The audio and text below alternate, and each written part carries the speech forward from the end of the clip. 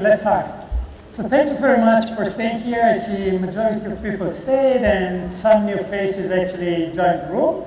And it's very good to have you here talking all together about what it takes actually to get a job at Google in terms of interview process, in terms of CV. And overall, I would say we're going to talk a lot of Google, of course, but the idea of this session is I use this session to have a conversation with you about how do I go about my job search, whether this will finally end up in Google or not. I would like everybody of you to leave this room with some more information and feeling more comfortable about their role profile, their CV, their strategy, what to do and what not to do, and finally be more successful in finding your next professional challenge. I'm a recruiter from the Zurich office, and I'm taking care of overall EMEA role in the engineering department, basically, of Google. And my colleague, Damien, he's a sourcer, so he's actually the person you most likely will get in touch with during the application process. And we're going to interact a little bit with you today and hopefully have somebody joining us here later on, but I get back to this during the presentation. So,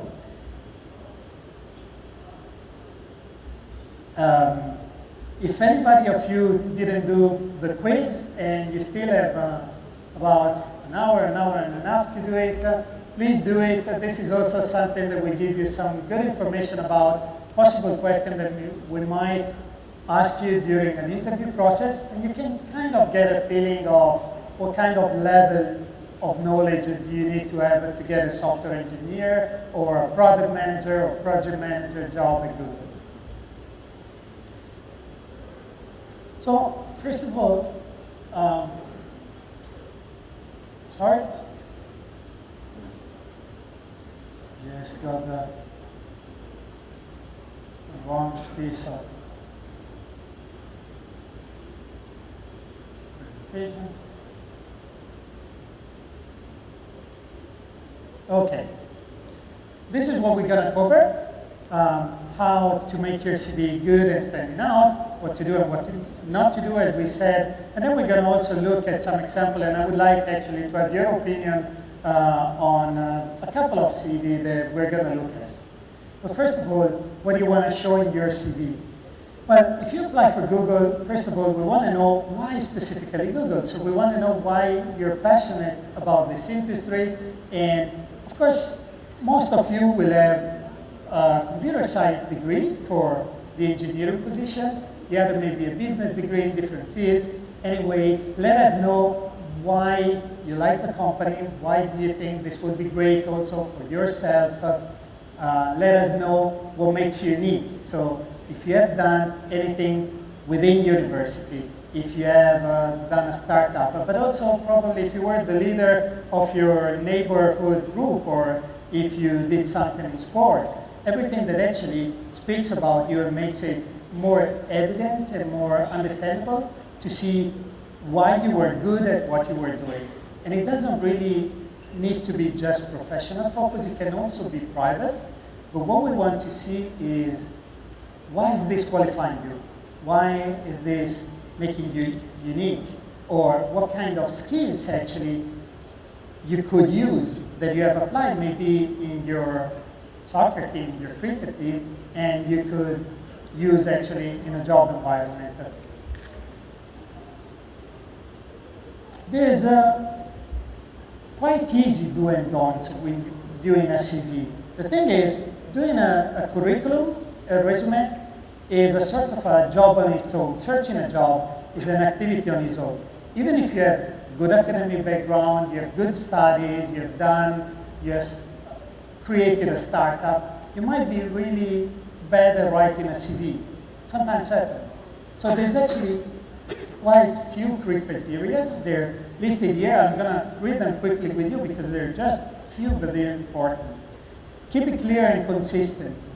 You don't want to write half a page, but you don't want to write 6 pages of CV. You just want to write what is relevant for the job. And actually, I have my, say, 10 years of experience, I have my CV, my profile. It might be, even if it's a correct, a well done, generally speaking CV, it might be a good CV for applying at one position, but not that good for another one. I want to put what is relevant for the job.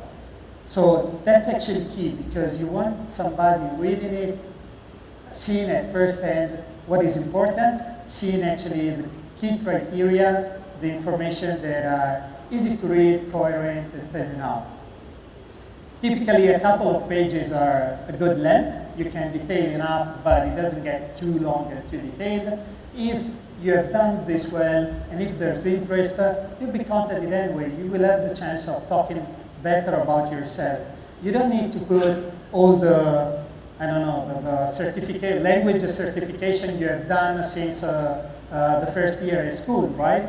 If you write that your English is fluent or proficient, it's enough. The rest will come with the interview. You don't need to put too many information. And then, of course, you want to make sure you cover the four most important and, let's say, significant areas. So your general information. This sounds maybe obvious and silly, but a lot of times there are CV coming with the telephone without the area code. So if you apply to the shop next to your door, maybe it's enough.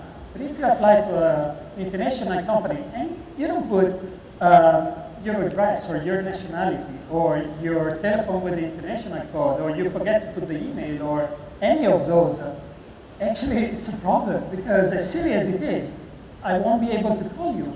And that screws up everything else. So be precise. Also, if you're looking at an international environment, different countries have different regulations with the CVs. So keep this in mind. In the US, it's illegal to judge and discriminate people on, let's say, their seniority, their age. So typically, you won't put your birthday if you apply to a position in the US, or you don't put your photo and other stuff, while in other countries like in Switzerland or in Germany, you rather list all this information. The last point is have the CV read by somebody else. And this is a big chapter, actually. As I do the CV, typically I create my file, and then I save it, and I save it calling it CV. And then I send it to somebody who received actually 2,000 files called CV. But because I'm thinking from my point of view, I just have one file in my computer called CV. And I tend to think that my CV makes sense because I can read it and I perfectly understand what it is there. You want to actually have your mom, your colleague, you want to have somebody you worked with in the past, if you have already work experience, reading your CV and giving you a feedback. They're going to see things that you don't see. They're going to do, of course, a simple checking on the proofreading, on the grammar, and all of this. But especially, they're going to help you to get in the other perspective, in the other person's perspective. So before you submit your resume, what you want to do is actually think how the person on the other side will read it. Think that they will have probably limited amount of time, probably multiple CVs, and here I'm talking on every company, not just for Google. So you want to try to put the recruiter that is going to select your CV in the most favorable position to select yours. You want to make their life easier, basically. And this is really important. This is really useful to do and to play a little bit with somebody else. What you don't want to do is, of course, for the same reason, having a CV that has different formats, that is confused, sometimes is in bold, sometimes is one character or the other, that is not perfectly aligned, or where information is redundant. That's unuseful. You don't want to forget, of course, pieces of your information. You don't want to skip elements that you might think, oh yeah, I did that as well, but it was just my private thing, my part-time. If the information has a connection with the job, or with the environment, or the culture, put this information on. And again, here, we could expand a little bit at this point by saying, before you submit your resume, take the time to learn something more about the company. Study the culture, look at the website. This should be evident, but actually a lot of candidates don't even do this. They don't go into the website of the prospective employer, and they don't study a little bit information. They don't go on other websites, professional websites, where you can see profile of people working for this company, and you can see what they say they do, and understand from them actually what works in this environment, what is relevant probably, because you might end up recognizing that you also have some of this experience in your CV, and you didn't think about it in the beginning. And then last but not least, you never want to have a CV where in your skills you put very detail-oriented, and the next line is a grammar mistake or is a word misspelled, because then again, it's kind of ruin your own reputation. So take care actually to review it yourself and have other doing the same. Do you add any do or don't? I mean, basically, if you think about it in Google search, right? So what we basically serve, the stats in like 2005 was something like 0.2 seconds was required for your information to be relevant, right? On a search, for me to click on first or second place in a Google search. Very much similar with CVs. If you're getting 2,500 CVs every single day, you need to stand out. So you need to think of that perspective. Why am I relevant for that job? And once you start taking that perspective and that point of reference, how am I going to benefit by providing for this job? It doesn't matter whether it's Google or whether it's any other company. You need to be able to provide value, right? Much like our customers would for ad sets. It's exactly the same concept. That's what I'd like to know. Okay, so going a little bit deeper in what makes a good CV, there's typically these 4 areas: general information, education, the work experience, and the rest of private and awards and hobbies and personal activities.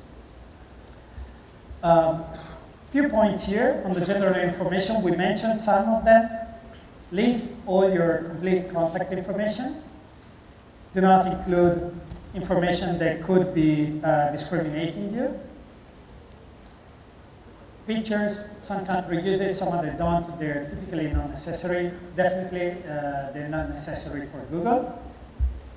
And then have a look at the format. Again, you want to make the life easier, even if the format should be readable by others, or you think it's anyway not your problem. Let's say just a PDF or Word is the most used. Just take care to use this one.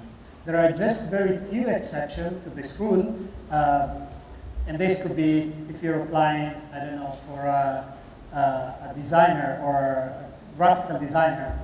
Then you might want to do something that is more graphical in another format to show actually that you have skills. I mean, it's up to you. It's more specific niche anyway. I don't think this, it's probably regarding most of the people here.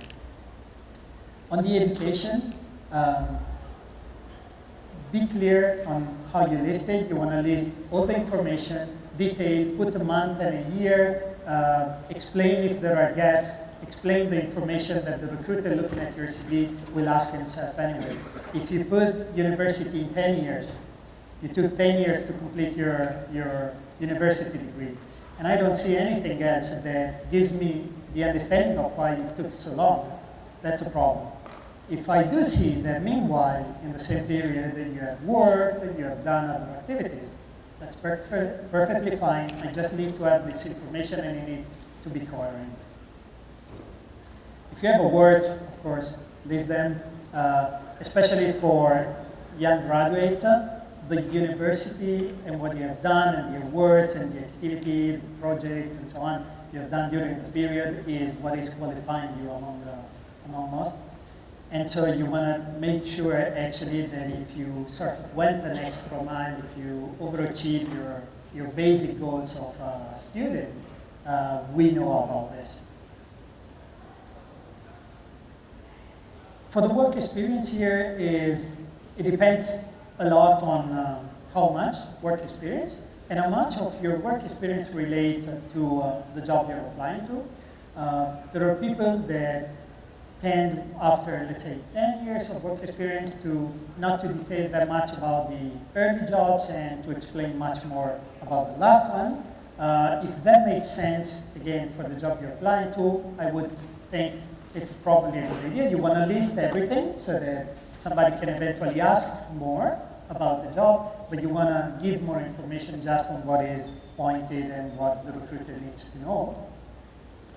And of course, again, you want to be sure there is the clear name of the company, of your role, of your achievement. You want to say actually what you did and why you were good at it. That's a 2-point. If you just tell me that you had this job title and you don't tell me what you did, well, it can be anything, right? If you write software engineer, but what did you do? If you write project manager, same story. What size of project? What was the company size? Did you work in multiple sites? Have you worked across different countries in multiple languages? And so on and so forth.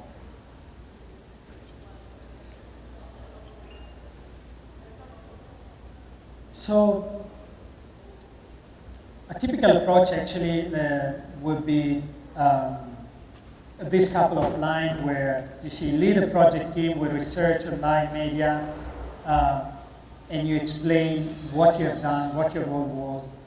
You might give some numbers like 6 months, so many people, this budget managed, this sales and turnover achieved, depending on what your role is.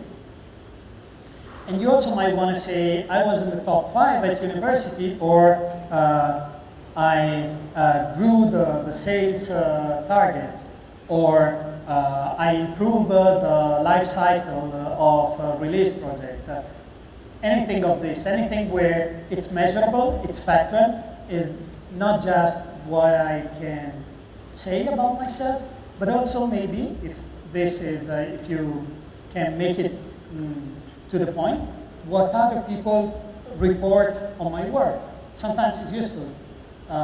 If you have a number, if you have an information, something that can be somehow proved and discussed, and you can also show during an interview later on, put it on the CV. This last area, it's often sort of, I do it, but I don't do it. I just put sports, traveling, and another couple of points. First of all, I want to say we care a lot at Google about your personal achievement, your individual interest. We do care because they say a lot about what you're passionate about. They say a lot about your way to navigate and interact with others. So it's actually something we really encourage you to do. And we think it's extremely important because we want to be sure that not only you have the technical capability to do the job we might offer you, but also you will be comfortable and happy in the environment. Because after a while, if you're not, the relation doesn't go well both sides, right? You're less happy with the company, therefore you perform less well, and therefore the company and the employer is not that happy, and so on. So it's actually a long-term engagement. At the time you're searching for the job, you're just thinking, I want the job, I want to go there. But after 6 months, probably your perspective, you're going to reassess, let's say. You're going to think, okay, how was it? Am I still so happy to stay there? The employer does the same. You should take time to investigate the company culture and give a chance to the prospective recruiter and employer to understand better your own culture, principles, and passions, and individual achievements.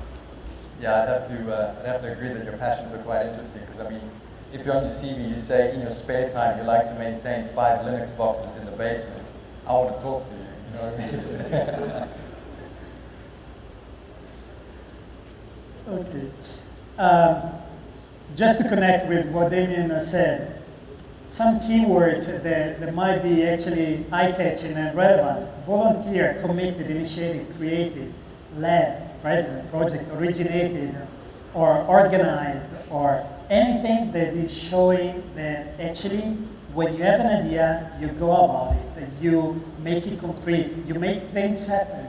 This is a sort of a mantra, I would say, Google in particular, to make things happen.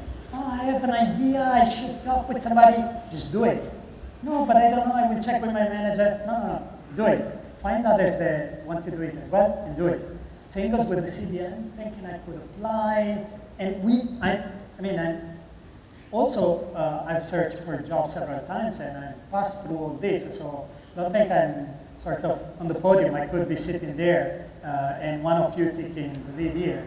I think we all experience at times that we either talk with other colleagues joining the company, we interview them maybe, or we're applying ourselves. So this is actually an ongoing exercise. Every time you have to refresh your mind and think a little bit, okay, those are the points to pay attention at. Okay, so let's see a couple of concrete examples.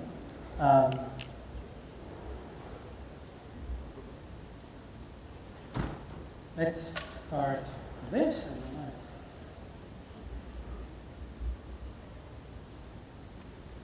Okay. Can you see well? Yeah. So I'll give you a second to go through the CV. Just let me scroll it quickly.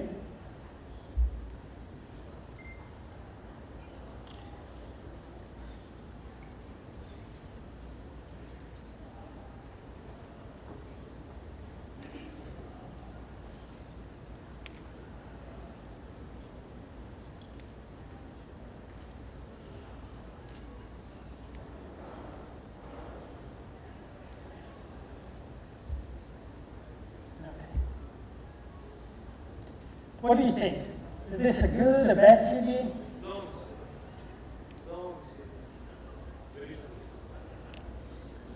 Very limited? Very limited, it's long, yeah? Too much detail? It's not in line, it's not well formatted. What else? Anybody on the back? No education background. There's actually something on the education background, it's down here, but it's not much. Yeah. No personal information, of course. You can see up here we anonymized the email and phone number, but I can tell you there was nothing else actually. If somebody can bring a Microsoft up, because we're Microsoft. Not bad. Yeah? So there are 3 people that are not leading, the rest of the audience is. Yeah? Again, it's a problem with the formatting. So, okay, you see where this is going. Probably the person spent time to write 3 pages, put the link, quote everything, recode the data. I mean, there's some work here, to be honest. But the impression, it's quite bad, it's quite poor.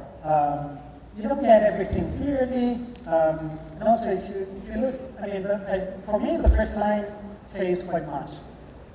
Finding a challenging position in a dynamic environment with high potential for growth. Perfect, fantastic, but is that any useful? Not really, not really. I mean, it's good that the idea to put objective that you want. It's good to relate with the job you're applying for. And if you think you're applying for Google and Google is a dynamic environment, etc., sounds good. But actually, it's not giving any relevant information. So don't put something like this. Put something that really speaks for the job you're applying to and for your skills. That's something useful. That's something I see, okay, that makes sense. This, well, everybody can write something like this. Nobody's going to write finding a boring position in a lousy environment with no growth potential, right? So you spend some time, but the result here is not so good, unfortunately. Another example. Again, I'm going to scroll. Tell me if I'm scrolling too fast, please.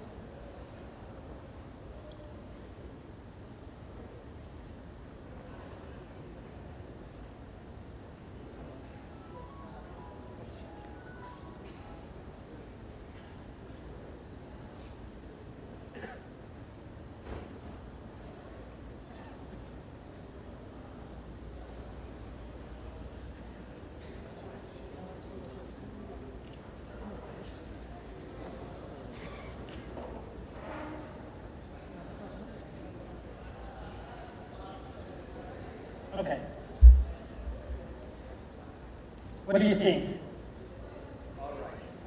What have you noticed? Yeah, the picture again, it's of course anonymized, but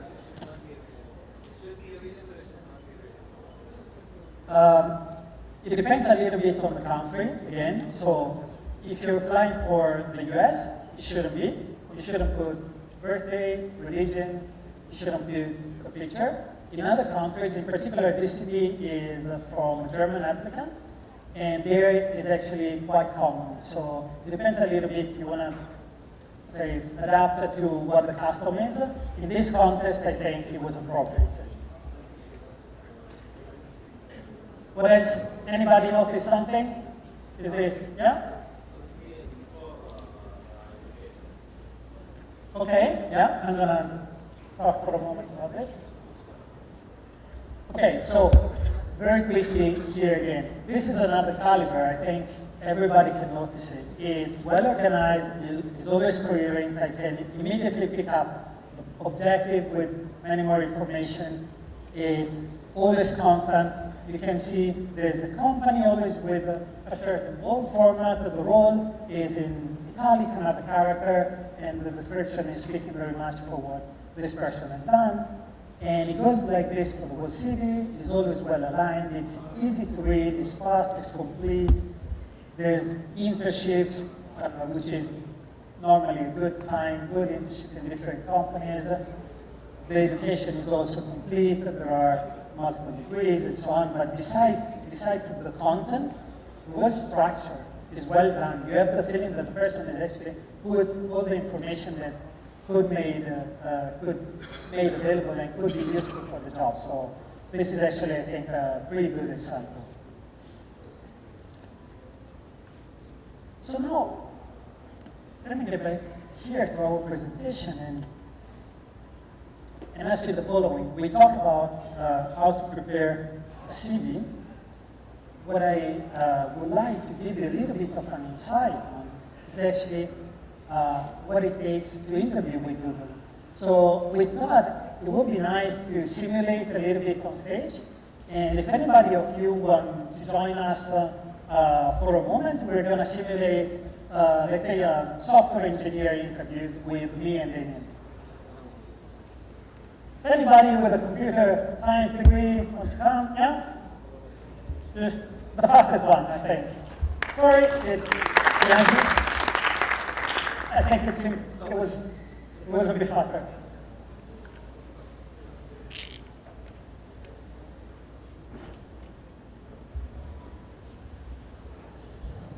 Okay, so just a couple of words before we start. I'm going to sort of jump in and out of the conversation because, of course, we need to agree on some aspects. For example, I would say we can say you're applying for a software engineer position. This will make it easier to refer to a specific case. And let's say you apply for our office in Cairo. And of course, as a recruiter, I've already received your CV and looked at CV, and I'm contacting you because I think it's actually interesting and potentially we want to proceed with you. What's your name? Mohammed Malik. Okay, hi Mohammed. Great to see you have an interest in the Cairo position. I'm actually calling you today to talk a little bit with you about this role, about what it takes to do it, understand better your profile, your background, and of course also answer possible questions you might have. And let me anticipate, if this conversation actually goes well, then most probably I will have you talking with one of my colleagues, a software engineer, who's going to dig a little bit more in the technical aspects of the job. That's great. Okay. So first of all, I know it's all listed in your CV, but if you can quickly tell us again how many years of work experience did you have and what were you doing in your last working position? I'm currently employed in Turbish as a senior software developer over there. I basically manage the whole IT management team. Plus, I develop applications on Android, ASPs, Java, Not only that, earlier my position was as a director. I was my project manager for an Indian company for the last 3 years, and this is my 6 months over here. Okay. So it's interesting, actually. As you quote, you've been a project manager. Can you maybe recall a project where you actually had a team member conflicting with another one, and tell me about it? Yeah, this usually happens a lot because two people do not work at the same speed at the same time. Some has different issues, some have different problems. So it happened when we were developing a website for one of our clients, and one had a typical issue in database problems and everything. So he didn't want it to, give his full full energy level. And at that time, we had to manage somehow the problem solving issue came. Okay. And let me just do a jump back. I mean, we're talking of the position in Cairo here. So let me just ask, have you been already in Cairo, or would you like? There's any reason why you would like to go there? I haven't been to Cairo till now, but I won't mind shifting over there. No problem. Okay. And do you actually know anybody at Google already, either in Cairo or in general in other offices? I know Sebastian because I met him last year in Riyadh. Okay, great. So that's it. Okay. So what's your favorite Google product? Earlier it was Google Wave. It was one of my dream projects. I was actually a beta tester over there. But that ended up very badly, unfortunately. Yeah, now I'm quite happy about Google Plus. Okay, and what do you like best in Google Plus? The circles. Basically, I would focus on circles, the privacy, the way it does it. And the Hangout, it's not, I haven't used much of it, but the Google Circle Plus enjoys me a lot. Okay, and do you have for sure also idea on how to improve it? Yes, if in terms of right now, about 3 months ago, Google launched its page, Google Pages, where profiles can be made into pages, and so that's a marketing aspect which Google is just currently releasing, so which will help them come into a business sector where companies can make their own profile pages and can manage them, and I think that would be a source of revenue for Google in terms of. Okay, that's interesting. And what else could we improve in Google Plus? In Google Plus, I think the number of users in terminology, when right now you have a limited number of pages can be created, number one. And second, I would say the Hangout, instead of 10, it could be much more. Yeah, but it requires memory and a bit of business. But yeah, once things start to roll on, then you can improve a lot. Sure. And what else also? Any other idea?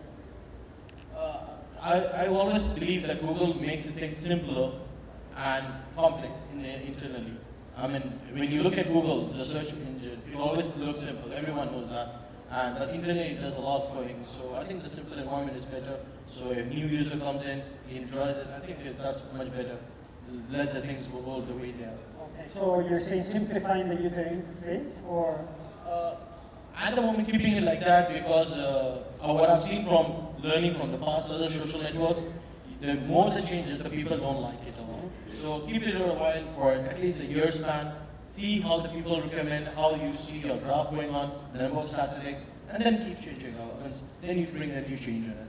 Okay. So again, sorry, I'm changing topic from one to the other.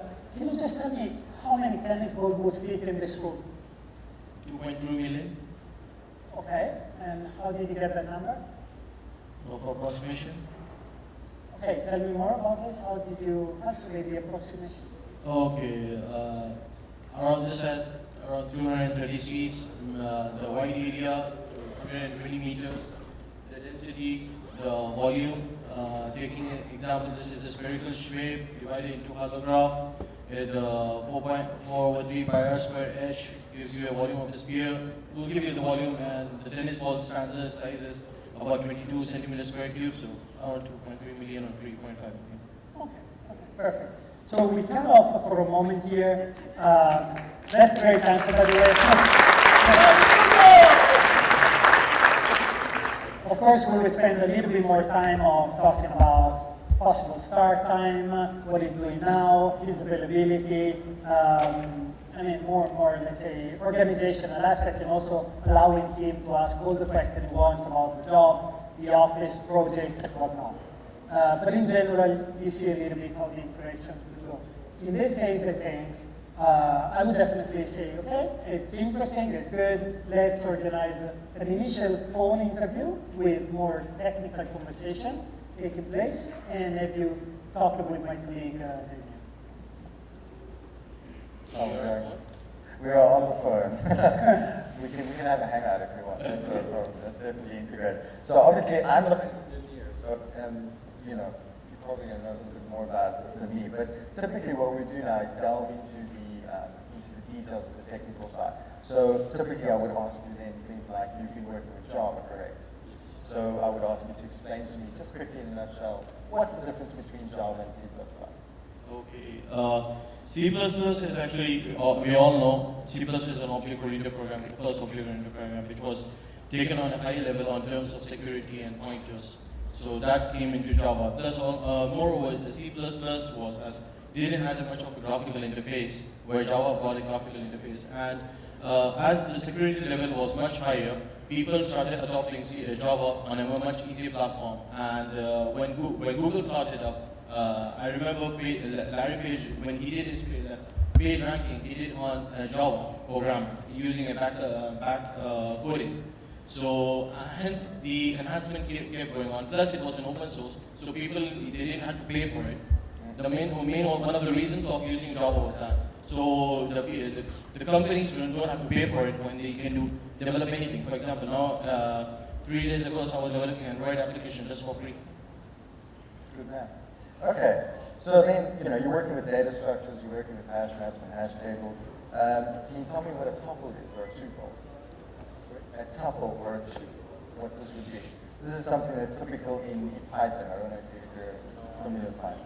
That's fine, we'll move on. We have to throw one in the spanner, right? You couldn't get away with everything. Okay, that's great.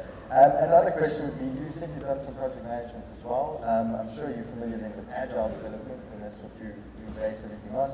And if you could give me just a one sentence, 2 lines of what agile development is to you.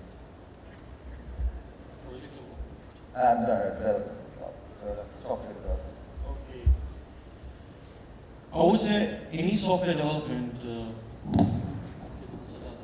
Yeah, that's So basically, we would talk about what agile development is, and you would go into obviously how you would approach agile development and what sort of structure you would use, the system design you would use. And then maybe just to put you a little bit on the spot, seeing that we are on stage, let me ask you a technical question, guys. So a book has n pages, numbered the usual way, from 1 to n. The total number of digits in the page number is 1095. How many pages does the book have? Granted, you don't have paper and pen. So, sure, you can actually read it if you'd like as well. So, a book has n pages, numbered the usual way, from 1 to n. The total number of digits in the page number is 1095.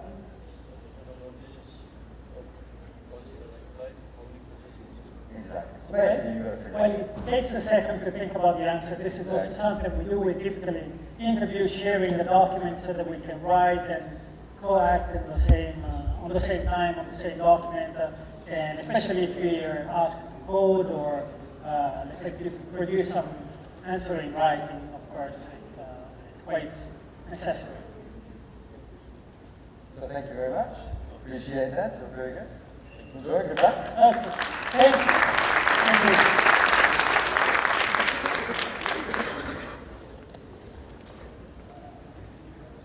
So before we wrap up, I would like to open a little bit the conversation and leave more time for you. We have some 5-10 minutes maximum, and I would like actually to answer your question, if there's any, about what you have seen, what you think.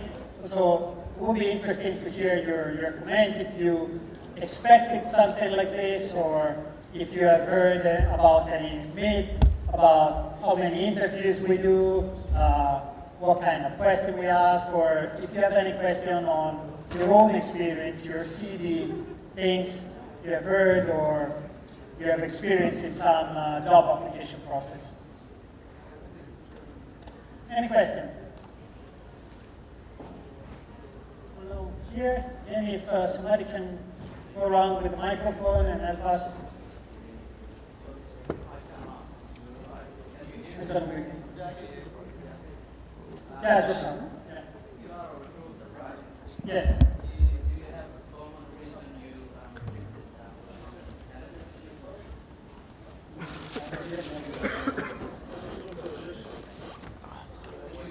What are the most common reason to reject a candidate is your question.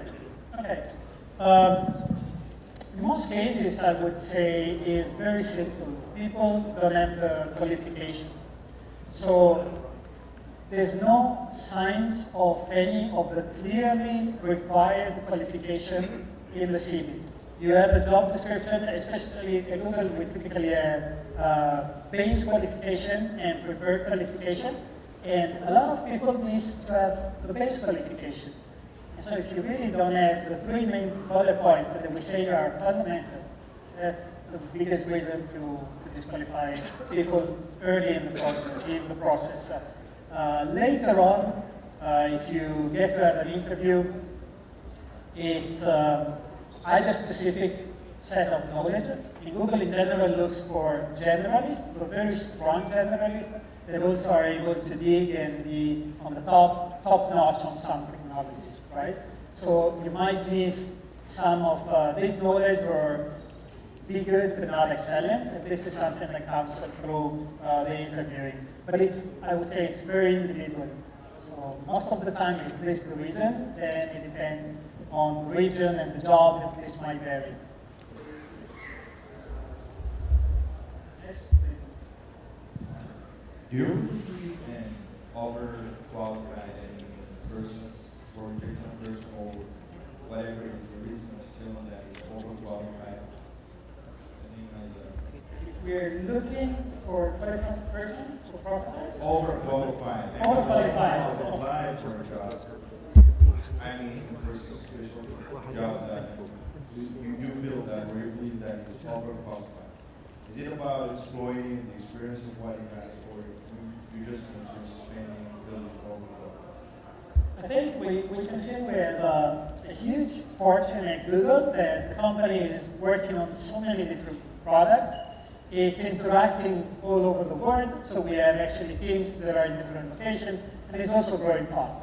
Given this, we have a certain flexibility. We do hire for a specific position in a specific location for maybe also a specific team, but we do have the flexibility of seeing that if you're great, actually, we might be able to stretch, let's say, our job requirements or the position. We also have many positions. So often, actually, a person starts the conversation for one role, and through the interviewing process, we see that actually might be a better fit for another role, a more senior role, a different role with different skill set. So yeah, we do keep the whole conversation open until you have done all the interviews. We have known each other better, and then we have a couple of committees actually that look at the whole process and reassess everything that was done to judge actually that, first of all, everything was done in a proper manner, and second, that this is the best possible fit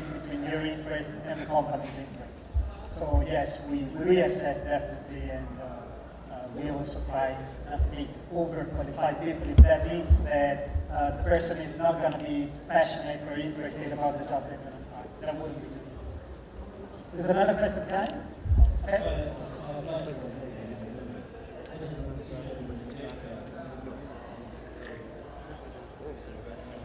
I really approve hearing that if it's possible. I applied for a job. Yes. Do you have another procedure you take interview? No, I think we don't have time, but we're happy to do it with you after the main session.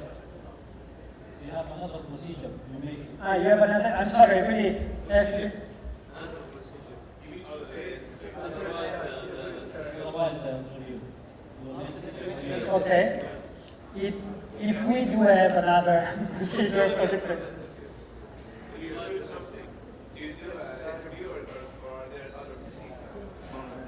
No, we will always interview people, and I'm sorry, I really couldn't hear that. But so the question is, if we always interview people or we have other procedures to hire them?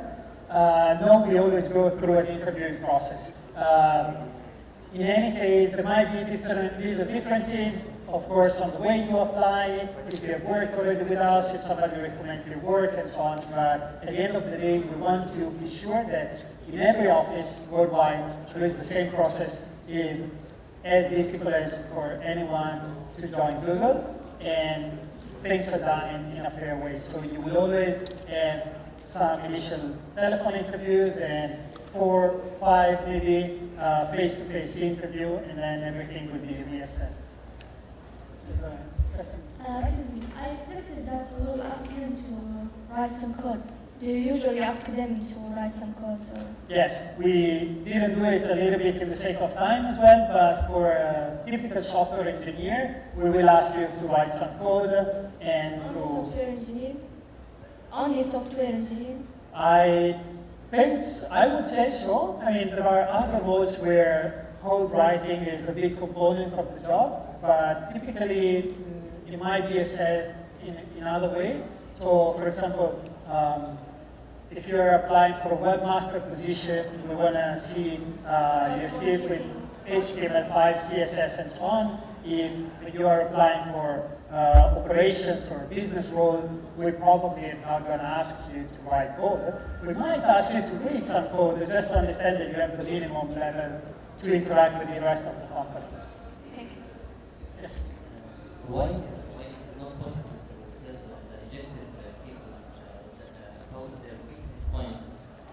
Why it is not possible to tell the rejected people about their weakness points so that they can improve themselves for the next trial?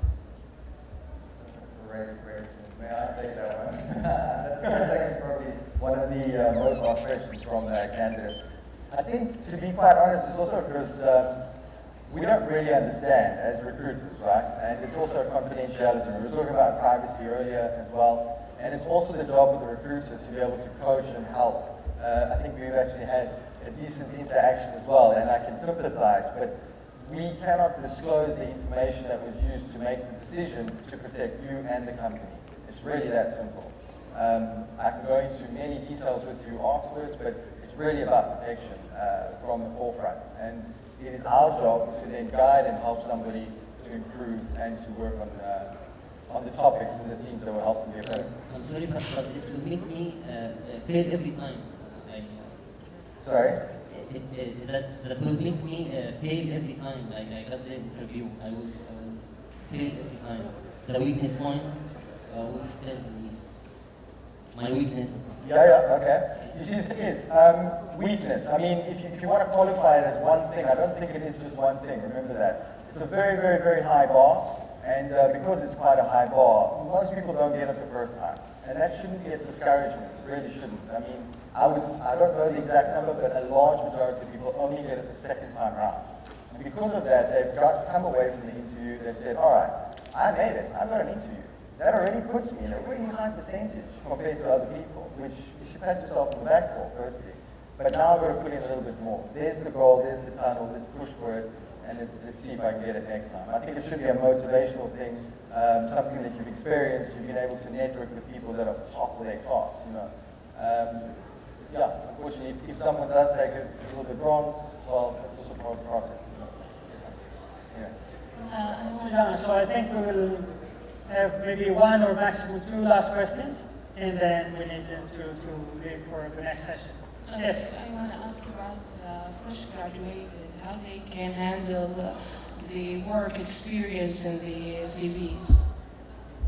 I didn't hear the first part. How can The fresh graduate, how they can yeah. handle the work experience? So I think this is also a comment, something that was commented on the second CV we have seen. The way you calibrate the proportion between the different areas that we talk about depends also on your experience. If you're a fresh graduate, if you don't have work experience, of course we don't expect you also to have. But we expect you to be at the top of your peers. So what I want to see in your CV is actually that up to there, you have been among the best. How can you show it? With your grades, with the other activities, with social interaction you have done, with your private work, with your projects, with your achievement, both academic and not. And this is actually your significant experience. This is actually what you're offering the company as well. For example, this also means that in some cases, there are people starting with the education and then talking about the rest later on, because actually this is the most qualifying piece. They wanted to make it very prominent and very visible, while if you have a lot of experience, probably your education 15 years ago is not actually what qualifies you best, so you can put it in the bottom part. Last question? Yeah? I'm a student and I'm 15 years old. If I have a big idea or a very big idea, how can Google help me in this stage to bring this idea to life? It's not a program idea or an easy idea, it's a very big idea. So how can Google help me? Okay, let me ask you one question. Were you here at the session before? What? Were you here at 4:30 at the session before when my colleague Noah was presenting? I don't understand. No. Oh, okay. Because we talked quite extensive about this and about all the different projects and programs. So maybe I can actually point you at my colleague here in the front, and I think she can give you a lot of different information and projects or let's say activities Google is doing that can partly answer your question. Okay? Thank you. Okay. I think we have time for one more question? Yeah? Okay. Does anyone want last question? Otherwise, we're good? If you just realize you want to ask something and the time is over, we're going to be outside here and tomorrow as well for the people coming tomorrow. So I'm very happy to spend more time with you, or otherwise connect with us on Google+. I can't promise I'll answer everybody quickly, but I'll try my best. If you have any question, I'm very glad to try to help. Okay, thank you very much.